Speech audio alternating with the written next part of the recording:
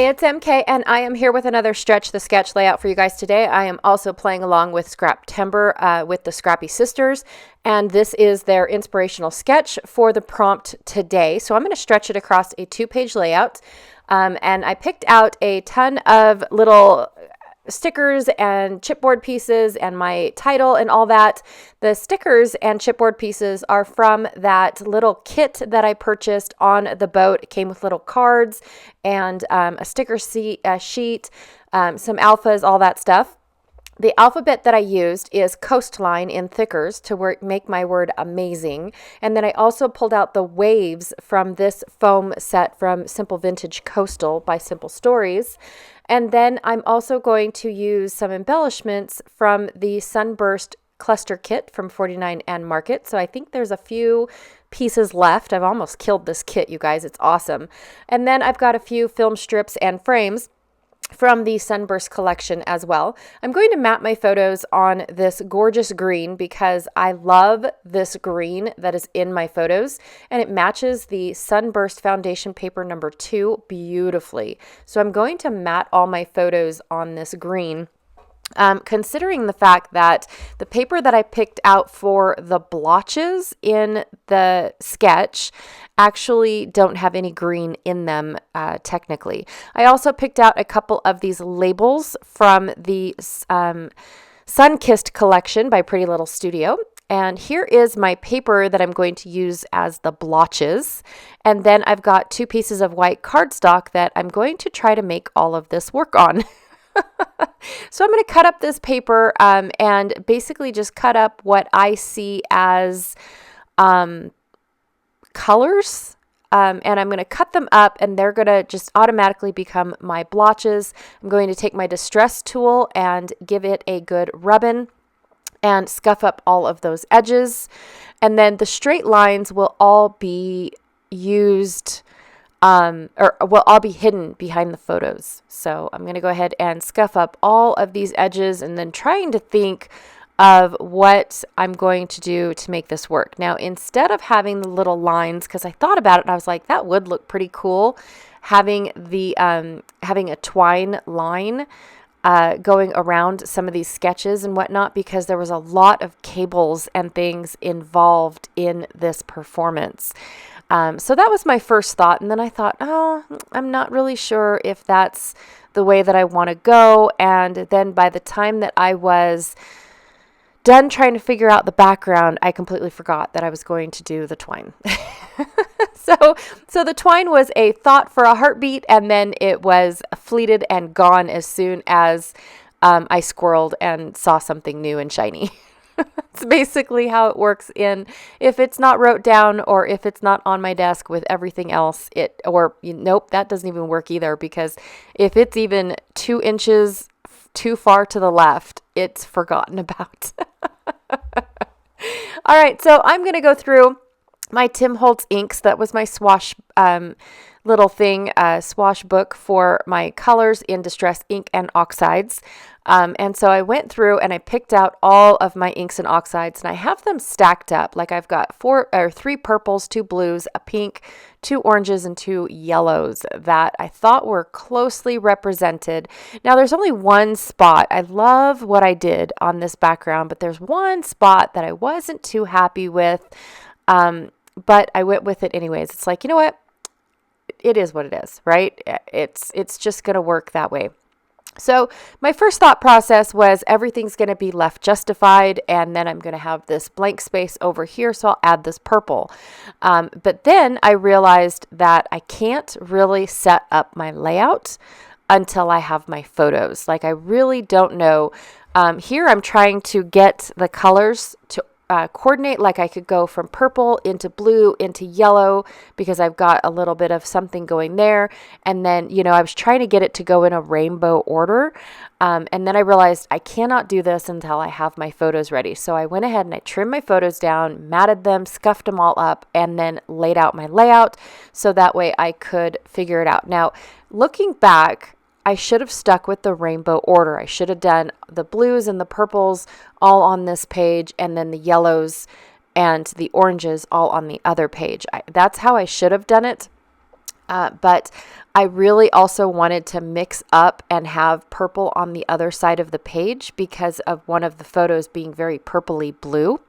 So that's why I ended up just having all of these bright, fun colors all over my page, because that's how this whole performance was just bright, fun colors everywhere. Now here's where I should have stopped. I should not have done this blue at all in this little area. I thought that I saw blue on my paper. I could have sworn that I saw blue on my paper, but the more I worked with it and the more I tried to get it to blend, the less I saw the blue. Like, it was disappearing fast. And I was like, oh my stars, now I've got this big old blotch of yuck right here, and I don't know what to do with it. I couldn't turn it green. I left it. That's it. It is what it is, right? We'll see. And maybe it'll blend later. So then I'm going to go ahead and just work on the purple. Now I have this sped up quite a bit. Blending is not that easy.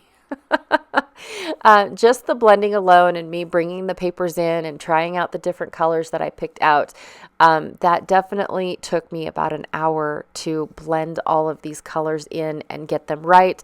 This purple, I had to blend a lot in so that way I could get the right shade. So I had to keep adding the same purple on top of the same purple on top of the same purple, because the softness wasn't the color that I was going for. So, and then of course the pink was absolutely spot on. I couldn't believe how close that pink was.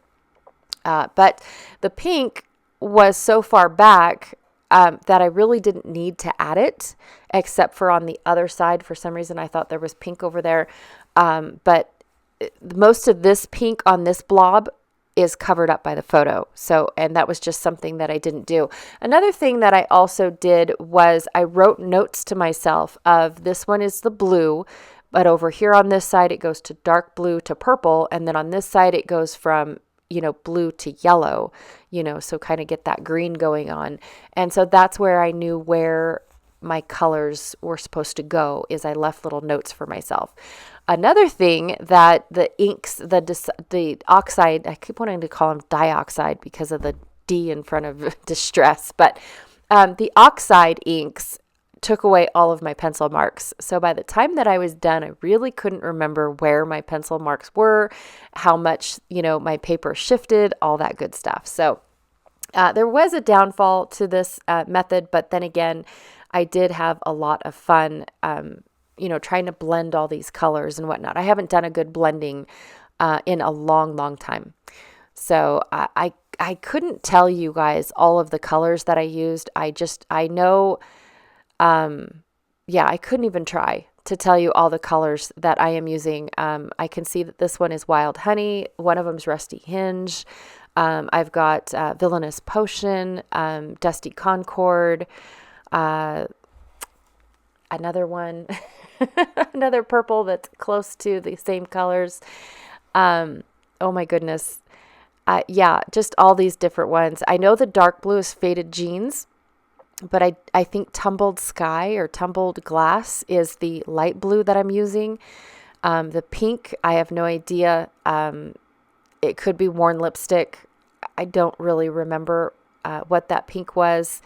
And then the yellow, of course, is Mustard Seed. That is my favorite yellow in the whole wide world. I love that yellow.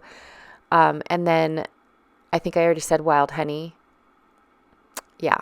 And then I don't know what the light orange was. Anyways, a ton of colors, you guys, that I thought would blend well together, and were pretty close on my color match, right?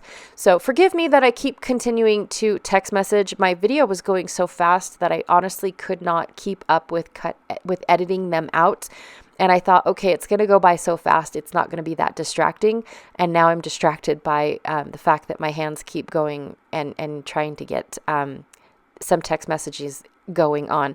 I really need to put my phone in Do Not Disturb, in all honesty. When I record, I just need to put my phone in Do Not Disturb and figure out how to put a message on there that, I am recording, and, I'll get back with them later. So once I'm done with my ink blending, I went ahead and I splashed a little bit of water, just trying to take away from the imperfections, basically. Plus the fact that this is called Aqua 80. And so I really wanted to have that little splash of water. And then I realized that it was still missing something else. So I went to my Tim Holtz sprays, and I have one that is called Sterling Silver. And so I went ahead and I just am going to splatter all around my blended effect and just keep splattering and splattering until I get it all right, and then it's all dried. And I love the splattering. I love the water effect. I love some of the blending. I will have to trim this White Daisy cardstock down just a hair, but I'm going to wait because some of the splatters on this particular paper aren't quite dry enough. I just thought, okay, well, there's only 2 spots here that I can be careful with. I'll be just fine. Here's where I ran into a small little problem because my pencil marks have disappeared. So I don't know where anything is supposed to go anymore except based off of some of the colors. I didn't like that little blue spot that I had rubbed onto the page. So I'm trying to cover it up with my photos. So my photos are going a little bit higher than I expected, but not too much. Just trying to cover up that one little spot. And then, of course, this dark spot over here, still driving me nuts, you guys. I regret doing this a lot. Could I have started over on this one piece of paper? Yes. Yes, I could have.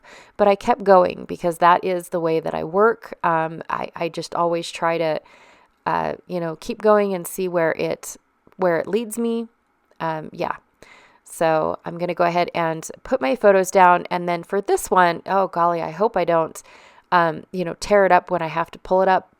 But this one, I realized that my photos aren't supposed to be side by side. At least that's not what I remember when I was outlining them. I don't remember them being so matched up like this because I was trying to overlap the photos the way that they are in the sketch.